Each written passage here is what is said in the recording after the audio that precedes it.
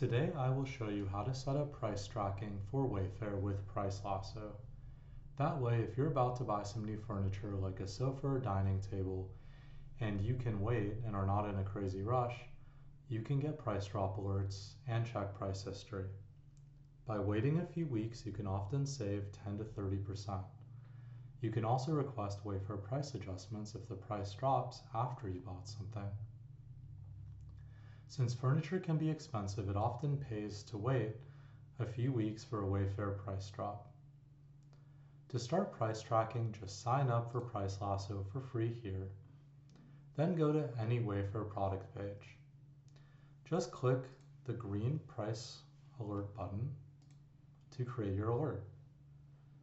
You can see your products on our dashboard, and you'll also automatically get an email when the price drops to the level you set. You can edit the alert price here. The default is 10%, but you can set whatever you want. And you can also see price history.